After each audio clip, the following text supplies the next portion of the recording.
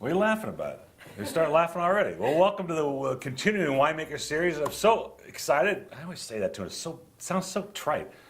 Welcome to Carol Shelton of Carol Shelton Vineyards.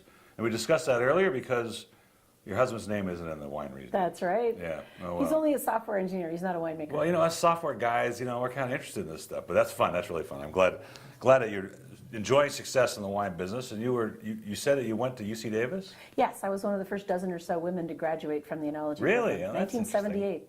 Congratulations. Yeah. Thanks.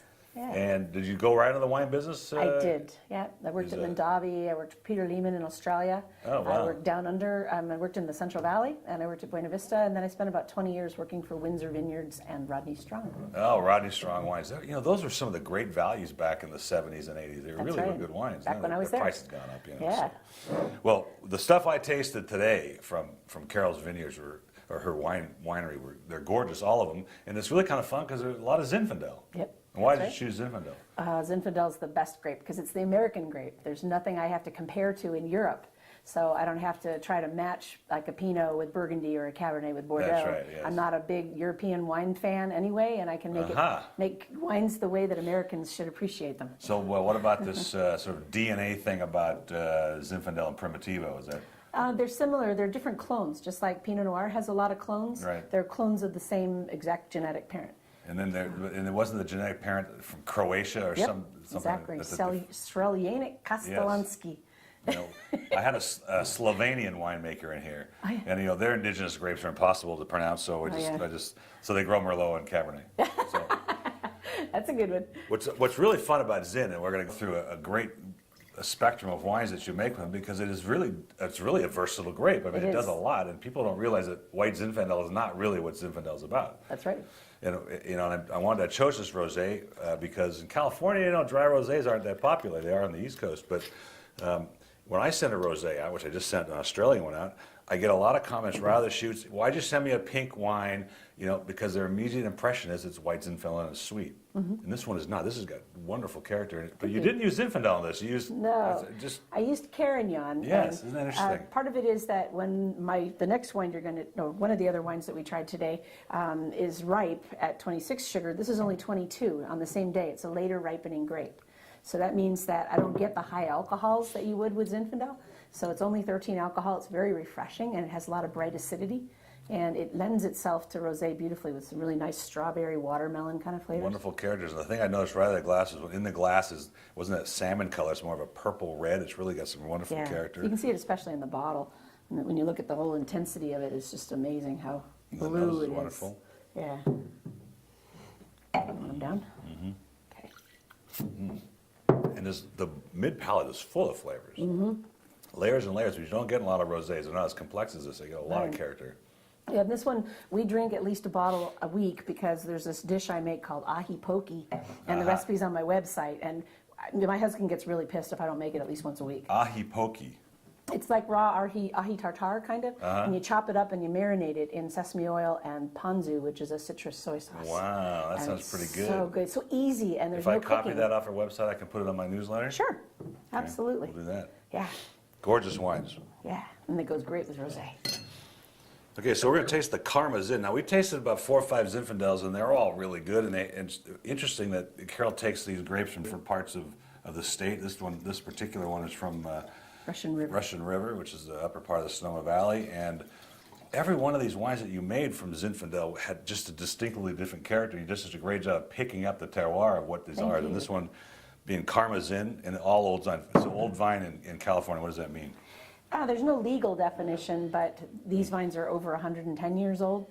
They know that they were planted before 1900 because, like most of us, I'm not going to run down to the county if I don't have to and say, I improved my land, I want to pay more property tax. Right. So they didn't do that, and they got busted at the 1900 census because somebody came around and saw vines and said, you're going to pay more property tax. Oh, that's interesting. So that's the only documentation they have of when they were in the ground. So what's the rootstock on these, like this big? Or? Actually, the stump on the bottom is about like that, and they used to grow close to the ground, and then they brought up an arm up to the cordon. So some of them are on cordon and some of them are head trained. That's amazing. And so getting old vine zins, I mean, a lot of people, what does that mean? What is old vine? When I get an old vine wine, what does that do to the grape?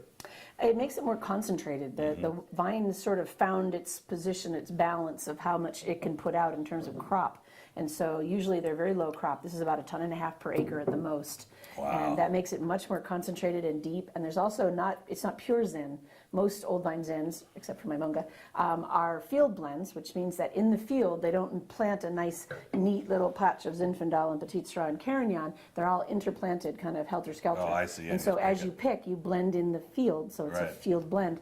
So there's about 5% each of Carignan, Alicante, Boucher, and Petit Syrah, with a smattering of a little Palomino, which is kind of a bland white grape. And it's at least 75% Zin, obviously. Yes, it's about 85, yeah.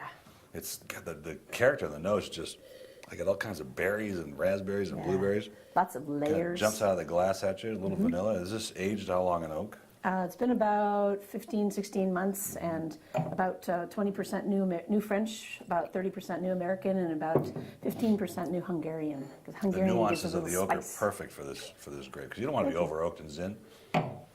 And you don't get this, sometimes old vine Zins are really too meaty in the middle, they're a little overdone, they're just kind of too fat. Right. The balance is gorgeous in this wine. Yeah. Well, thanks. Okay, this is the Rocky Reserve Zin, this is 2006. And I just like this because I had never heard of this appellation called rock pile.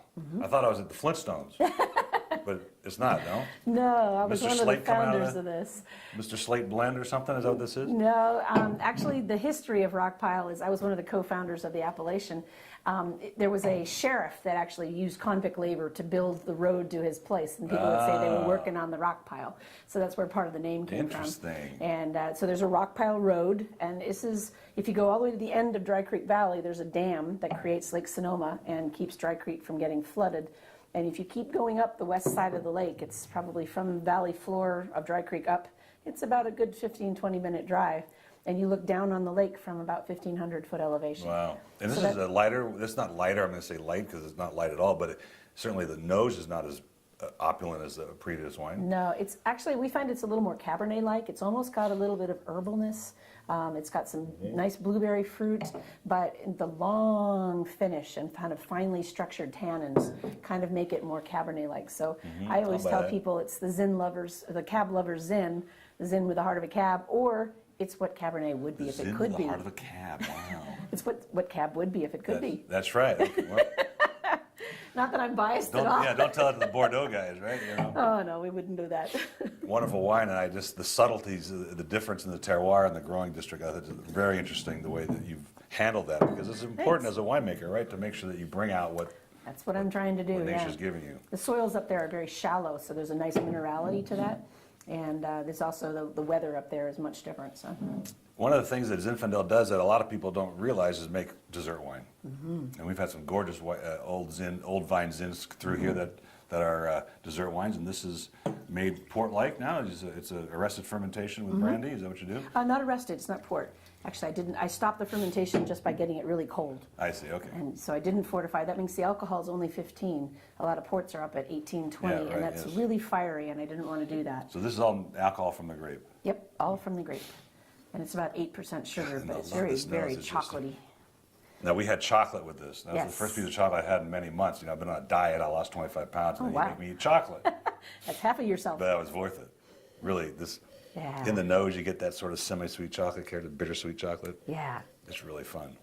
Oh, it's great to And have what's with it. the sugar level? It's in this? about 8% sugar, which is actually a lot drier than some of the late harvests that are out there. They tend to be up in the 10 to 12% region, and as I said, higher alcohol. So this is a little bit more drinkable.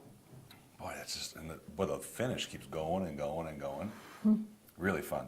I want you to remember me. That's right. Well, thank you. I appreciate it. We will. Don't worry. So all my customers that watch this, and it's a pleasure having you here today, Carol, and good luck with the winery, and we'll be buying some wines. Well, thanks very much. Appreciate it. Cheers. Here's to Zin.